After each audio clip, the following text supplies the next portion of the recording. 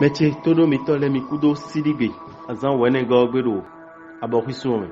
mimei agbokwe tole minado midojiro kome sinsin kege na wa super sipotenti egbe bokanado weme mado asu aro weme mado asia do weni tekon bonu dagbe wanu wede o ni do tamenwe mikanado midojiro mimei belile rojiro akwesi apako me nitun kumrojiro le limitole gege na yiwa bonu edo nukumi de le gege na timo minakpe obuna mo bokana evodon mimei belile dans la mena no gansi apako planète yo Saturne no planète mon coton e do mina remewe na o kanji da bazawe azosi apako yo mina tu komblodio mina tu no dandameo no emi malen bona bloa minima dotameo we kwemi kanazan we afoton kwantongo mimei agbo zukameton le mina tu komblodio dandameo de no pe mele bunu wan me azon ko bo ilo coup de foudre no mon coton e na wa khamimei toro le do egbe toro loko le o mina do mi do mi me odo aso alu mi me odo asi odo jiro me ni te ko bonu ne mi na so tito le do bonu ko na tin mi o me ni ta me tombodo nu ko ideji bo kana do nu me toro ko bolo jiro ani toro na me na no gan isi apa fo planet e Uranus so planet mon koton e de mi na do alo me bo ko me si do tera yo ko me si mon koton e kuna do tagbanu mi o me ka so azosi apa fo mi na do mi ko bolo jiro mi ni tundo tadagwe keke na tin mi do azomi to si apakwe we kwi mi kana zawa en gbanu kun we go mi me kai jemole we lo bule mi na do mi kum lo jiro mi ni tun do dandan me o asupa si ko si apakwe mi mo lo fifa kondo ko tin mi we me maka do asu aro ko mi ma do asia mi na do ni do jiro ali tun kum lo jiro nu e wa yo ko wa ye bo mi do na kon consedo bo kana do nu do jiro et la question apako ya tuno planète yo venu sur planète mon coton et le didon me ba kwa 6 ans ou na le plan me alo ma wi ko ibe akwejo do ndeme a envoie bo kana do we me jemo ko mblo jiro ani to ko me na do kanjiro agbazame tuo ani tuno mi blo sport pe de o ina wada gbenu mi lo ko mi to kan jemo le mi na do mi ko mblo jiro mi blo tede la so me bo kana bo tun ko mblo jiro azome lo ko mi na tuno talagbe na tin mi la so mi ton ko we kwi mi kana zawa yi gba aton nu kwenego mi me kasale mi na do mi kumlo jiro mi ni tundo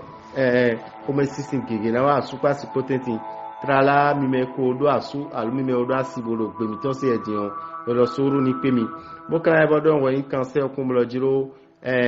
mi me ma odo asu alu mi ma odo asi amina tu kumlo jiro mi na wuli bonu mi de bonu nu ko ina tinu mi ni ekai azosi apapere o mina don mi kumlo juta lagbe na tin no mi to cancer do egbesi azanwe we kwin mi kanaza botalagbe na tin mi o we kwin kogo mi me kai kini bu ma do asu alu bu ma do asile a mina don mi kumlo ju mi ni tun kumlo jiro do egbesi azanwe o me le asu mi alu me na sin mi o mi ma do nu kun mo ko ton de di o kana tun kumlo jiro we me yin Leon anton kumlo jiro asupati potenti on do kodunade hodoro medegbe meduna suko boka e bodo no jiro ani tuno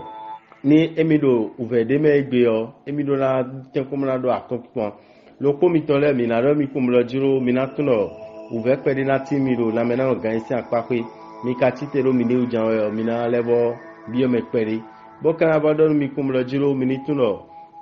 azosi apakwe o planète yo Jupiter o planète mon coton ro tadagbe ken an mi ero azomi to si apakwe we kwin mi kanazan we kwin tenengo mi me kai yonu da lo jile mi na do mi do sun o do dile kumlo jiro mi na le won wuli bonu mi de bona wuli bonu ni no me o bo kan do mi kumlo jiro mi ni tulo mi me odo asu alu mi me odo asio mi na tu kumlo jiro ko me sisin gege ko na wa do fine bo akwezizansi apakwe ya imiton kaduna rote no minaza akwegbo loko mito e kan viezile o minado mi kumlo jiro azomiton si apakwe o uve pedi na tin awon mi do akonpi panja we nu ko ina tin na we kwin mi kana zawe we kwin ugo mi me nu dagan le minado mi kumlo jiro mi ni tundo tadagbe na tinu mi o ero dandame wa super siko na se ide singbe we me makado aso aro ko mi wado asia minado mi kumlo jiro ani tundo mi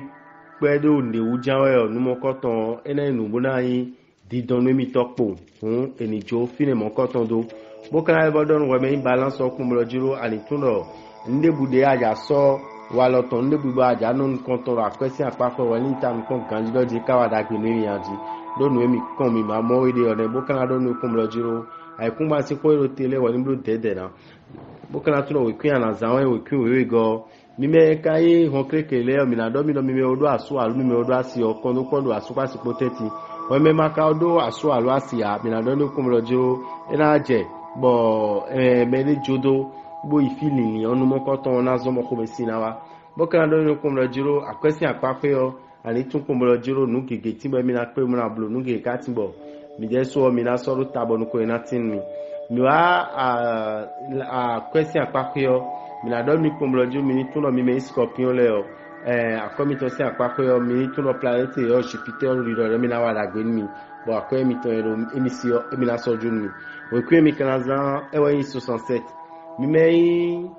nu dagan le o mi na do mi komro jiro mi ni tun lo jiro le bololo meno ni no alo me corona no medisi ba na do konton ai kana blo ndebua mi na do mi komro jiro ni te kombo de nu mo konton si mo kana do mi komro jiro mi ni tun lo dandan me o nu ko ina tin mi na zo si apapo mi le so na zo no le mi na blo fi pon o e ndo jiro mi na tun lo nu ko ina tin mi lo webi wenu bonu fifa na tin mi o mi la wo titero mi de o loko mi ton e kai sagitele o mi na do mi pomlo jo mi ni tuno komesisio mi na jodo bo kana tuno mi na blo dede mo ma alita ovio ero asin mi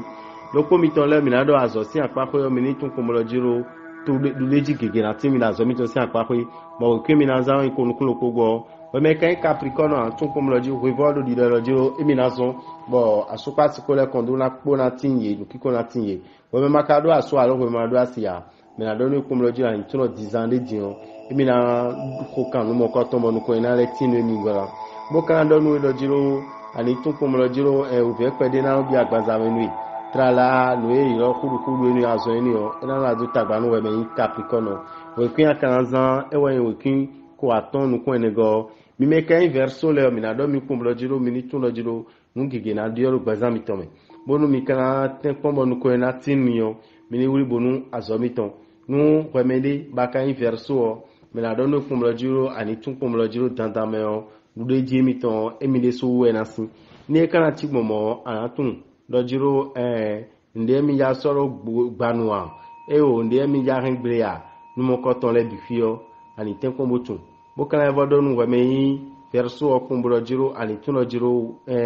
home sisi bona kplodo mejio we ni te kombo de nu mo ko ton po we kwin akana zan we kan de nu kun tenego mi me poisson le mi na do mi do planète yo venu sur planète mo ko ton e na zo ma so pa ko le kondo ko na tinye we me makado aso a we ma do asia mi na do lo jiro dagbe na tinwe bo kana tun kum lo jiro na mena no gan isi anpa ko yo lini to ele gege na wiwa do we no yako ko de do ndiji bo jinu na yo no do na yin yo to tandame mi kana do mi me poisson le kum lo jiro planète yo Jupiter planète mo ko ton e dagbe de ami mo kana do jiro no ko ina tin mi o no ko mo na tin mi o mi je so na zo mi wa zo si anpa ko yo mi na do mi kum lo jiro mi tun lo jiro dandame o mi na pe eni ole bi fiu mo kana tun kum lo jiro no ko ina tin mi o mi je so na zo no kwe mi na za e wa yin ko atongo da me ora vitam ndogbe mi bro ma gbero to sifa ni kondo lopoloko mi ton leji ena chenu.